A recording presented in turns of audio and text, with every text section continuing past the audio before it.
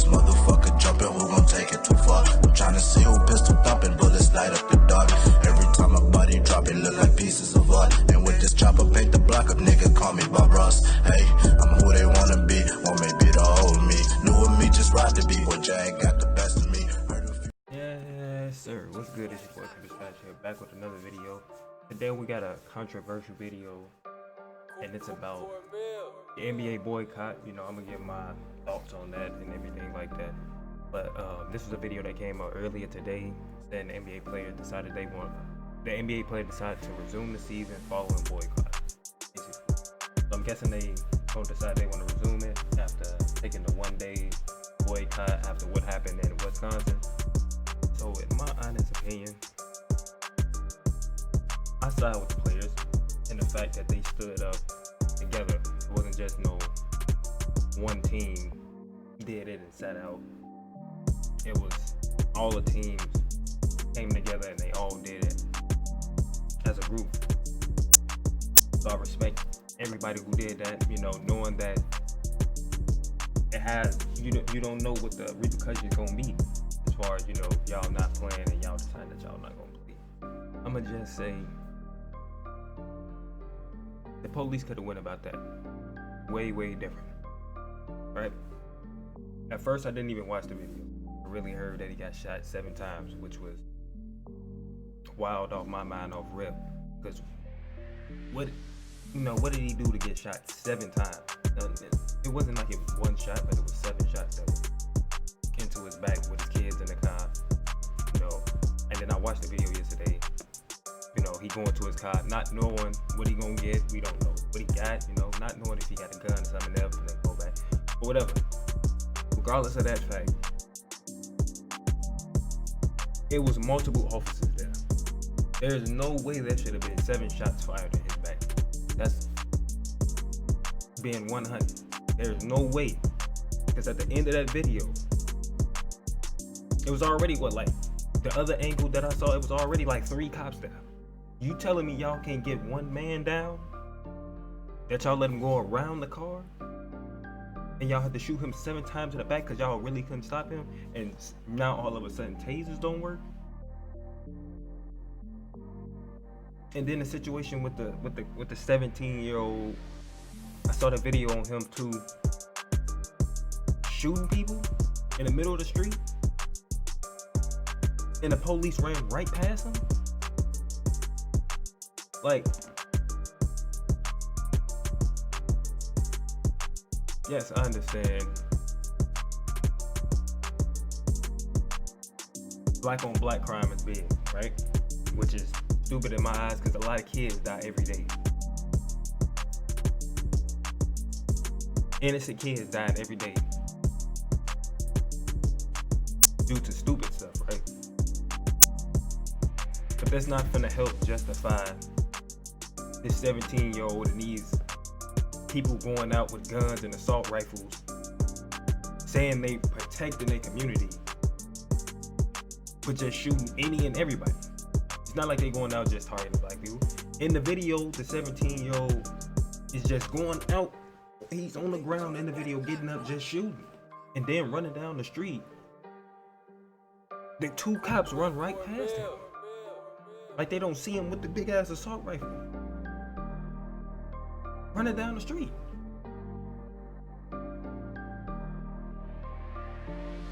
So I don't know who got this thing where they trying to justify they protecting the community when y'all out here just shooting people. Y'all just shooting random people who going out there protesting, right? I'm just not with the way how we trying to handle this, right? We got issues going on in our own community that we don't even got together. I understand we got the history, all that went on back then, and stuff that's still going on now to this day, right?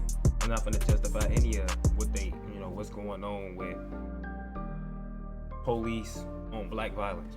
Hell no, that shit wrong and disrespectful. It ain't right at all. But I'm also not finna justify the black on black crime that we do every single day in our own community. killing babies, innocent people over stupid stuff. Not over nothing for real. It's not over nothing. It's just, ooh, I see him shoot. Cause he's an op. Right?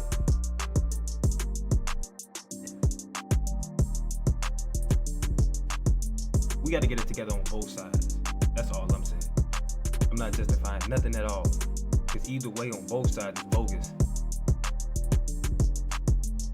Either way on both sides is not right.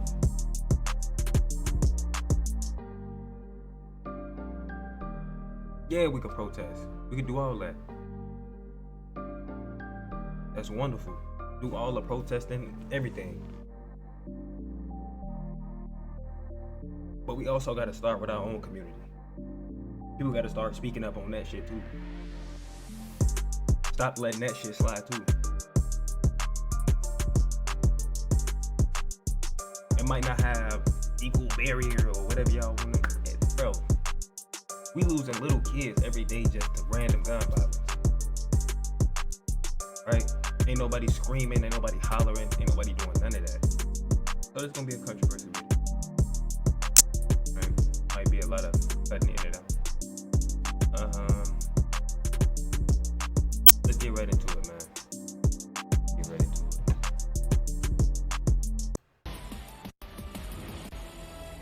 Breaking news, according to multiple reports, NBA players have agreed to resume the playoffs. Now, there will not be games today. There were 3 games scheduled, but those games have been postponed. But the breaking news is that the players have decided to resume the playoffs, and their understanding is, according to the reports, that the games will resume this weekend, whether that be Friday, Saturday, Sunday. We don't know yet. Of course, they have to make up the 3 games that were postponed yesterday, and now they'll have to make up the 3 games postponed today. But this is certainly great news, especially considering where we were last night with the Clippers and Lakers walking out of that late-night meeting. Let's bring in Bill Ryder. I didn't even know the Clippers and the Lakers had a meeting yesterday. I didn't even know that. And that they agreed to want to boycott the rest of the NBA season. Well, I think the next one or the whatever, they want to boycott the season. That's a lot of people saying, I just want to watch basketball. But y'all can't forget that these NBA players are human too. Regardless if they get paid millions to just play basketball, they still a human.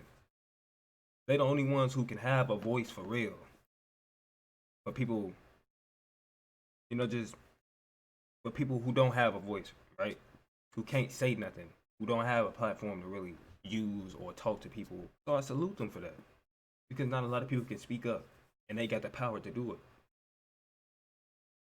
It's a lot of people, I had the same with, bro, stop. Just because you don't want to speak up or don't want to say nothing, don't mean they have to sit back and be silent about a situation. Now, I would love for them to speak on shit that going on in our communities too, rather than making it targeted at one thing. When there's multiple issues going on, bruh, and it's stemming from our own communities too, or just how our community's set up, right? But it's not like you can't do something about it. It's a lot of people stuck in a lifestyle that they don't want to give up. That's also a problem. And they feel like they gotta live that life. Gotta live no life, bro. It's a lot of people faking it, bro. It's a lot of people faking their lifestyle, bro. Rappers, celebrities, all that, bro. People in your community faking a lifestyle to impress other people. For what? For some clout? Just so they could be known. Like, this generation's so weird to me because social media matters so much to people. To want to impress the next person. To show them you got this, you got that. If people can't benefit off something from you, or you don't got a lot of people watching you, people don't care. Like I said though, our own issues in our community we need to handle first. But people so stuck in their ways that they mind not even thinking about that, bro. Which is true that we kill more of our people every day. And we don't even march or say nothing for real about that. We just find it like it's okay. Like that's okay to just sweep that under the rug. That's not cool, bruh.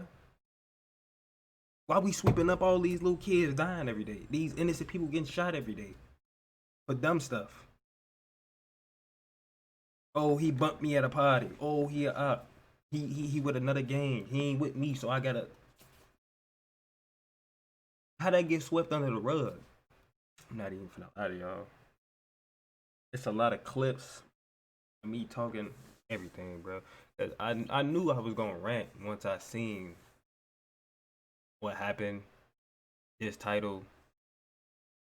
What happened with dude James Blake.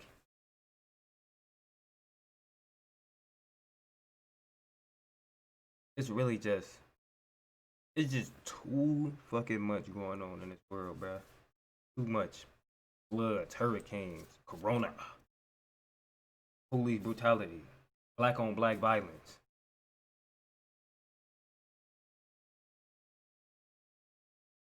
Whole world just seems fucked up right now. Not gonna lie to you. 2020 is by far one of the worst years ever. Let's get back into the video, man.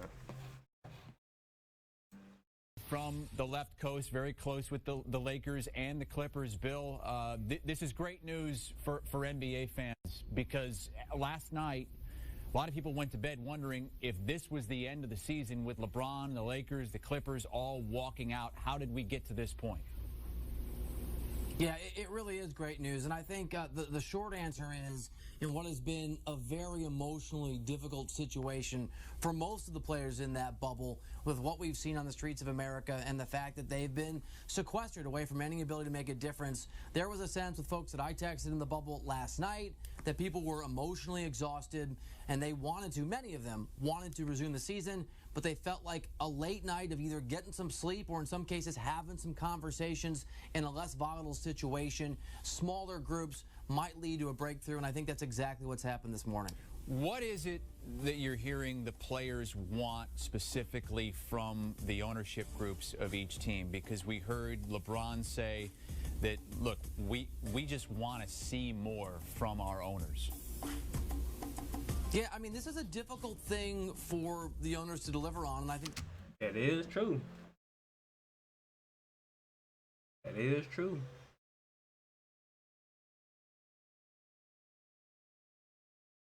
The players took it upon themselves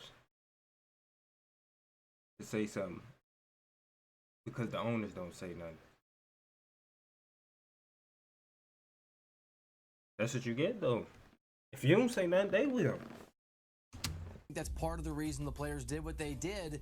They want actual change, and that's an easy thing to say, as several sources pointed out, and a really hard thing to do. And I think with all the disagreements about what was the right thing over the last 24 hours, there is almost universal agreement in the NBA community, among the players in that bubble, that returning to games, putting Black Lives Matter on the floor, wearing on the back of jerseys a number of expressions, hasn't made a difference. Several sources said to me, if it had made a difference, then that shooting in Kenosha, Wisconsin might not have happened. If it had made a difference from the view of the folks who want their voice to be heard in the NBA, there would have been a different response from a number of Americans. If it had made a difference, they argued to me via text, that the young man accused of shooting 2 people during protest, shooting 3 people and killing 2, wouldn't have done that. So what they want from... I just spoke on that, bro. From the owners is to come up with the political power, the financial power, the power of their platforms to really try and press the issue and go from saying this is not acceptable, this kind of behavior, to some kind of action, whether it's you bring that to bear on politicians, on attorneys generals in places like Wisconsin or other places. But the players are going to want what they view as more than lip service, as more than moral support. They want some action, and that's going to be easier to say, I think, than to deliver. Again, if you're just joining us, the players held another meeting this morning at 11 a.m. Eastern Time. They have decided to resume the playoffs, though today's games have been postponed. Bill, I want you to react to a report from The Athletic and Stadium that games are expected to resume on Friday, and let us know logistically what you think that might look like now with 2 days of games, 6 games in all having to be postponed and this schedule having to be shifted back. Yeah, I think there was certainly a sense, even among the optimists last night, that if the season resumed, and we're there now, there would not be games today. It's going to be crowded. I mean, it's going to be difficult to shoehorn these games in, but we've seen, and we've seen this across all of 2020 in every walk of life, the NBA doing things we never thought possible. I mean, I never thought I'd sit on the West Coast and watch NBA playoff games, pre-game coverage begin at 10 in the morning, my time out here in Los Angeles. So they may have to double up on some games. They may have to extend the bubble a little bit. They may have to have some of these teams play what are in effect back-to-backs. They're in the same location, obviously. But in talking to folks around the NBA, the first priority was let's get the season back in order going, and we'll worry about those details later. So, Chris, whatever they decide, we're going to have something unusual, whether it's even more games and a more, I don't want to use the word bizarre, but unusual schedule, or you might see teams like the Lakers, for example, schedule games back-to-back, which wasn't the plan initially. ESPN is reporting that the players will be able to have some guests allowed on campus in the bubble beginning Monday. Look, I don't want to take away from anything that the players are protesting for and what happened in Kenosha and the social justice, but is there part of this that you believe is bubble fatigue at this point and these frustrations? Nah, bruh. Come on now. Come on, bruh. You trying to say because they tired, this is why they doing this? Boiling to the surface because of some of these mental health issues, honestly, that these players have talked about, Paul George in particular. Yeah, no, you're... But I'm saying that it's not all players, bro. So you can't say it's fatigue from being in no bubble. Bro, they are playing basketball. Understand they in the same spot and they can't see their loved ones all the time. But don't try to say that's an excuse for them taking action and speaking out on social justice. Bro, what is you talking about? What is you talking about? You're right, Paul George was very, I think, candid and brave in his conversations. I think it's all of the above. I think it's a great point, right? Like, the world happened. We don't operate this way. Right, I can say what he just said. Now, maybe it's a mix of emotions of everything going on. Right? It ain't fatigued about no basketball, bruh. Everything going on in the world, like I said, there's plenty of things going on right now that the world has never experienced. Going on in different countries, everywhere. China, the food shortages, everything going on, bruh. Everything going on, bruh. You just thinking to yourself, like, bro, this is the craziest year ever, bruh. Literally the craziest year ever, bruh.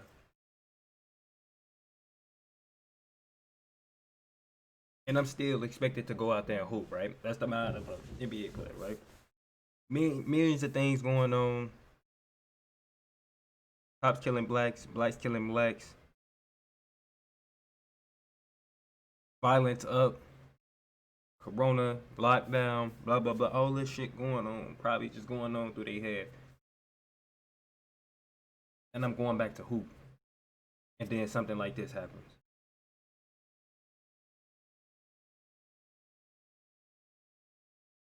Very well in America anymore, but everything is shades of gray and complicated because human beings are complicated creatures. There are players who desperately want to be out in their off time protesting. Jason Tatum, one of those folks. The reality of what it feels like for black men in this country, including certainly many, many NBA players, as they watch people who look like them gunned down by police, it is a real stress. And you're absolutely right. There is loneliness, there is frustration, there is anxiety. It is difficult to be in the bubble. I've talked to several friends in the media, friends who are players who are in that bubble, you know, casually off the record before any of this, 3-4 days ago, just about what it was like to be in the bubble, because I'm not there. And to a man, and many of them, I think all of them have said how lucky they are to be there. It's miserable. I mean, like, you can dress it up however you want. You're away from your family. You're away from your loved ones. You're away from your kids, your wife, your girlfriend.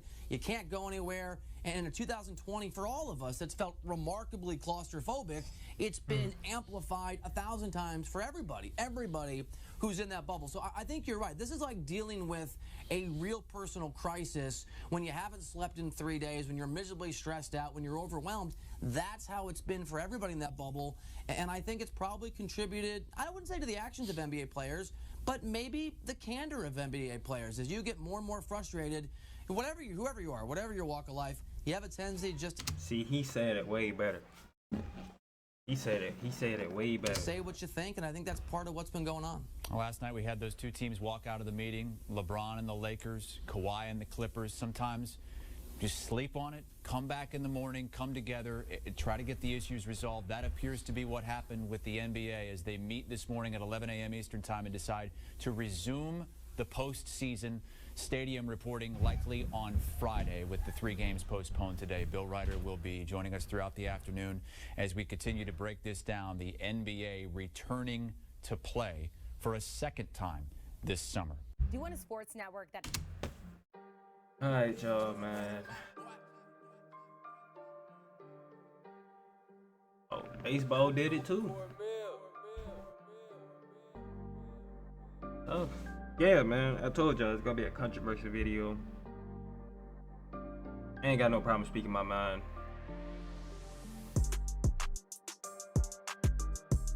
Yeah, I'm gonna go ahead and get out of this video, man. Y'all got a video y'all want me to react to, watch, do any of that, just let me know. Put it down in the comments. I'm gonna go ahead and get out of this video.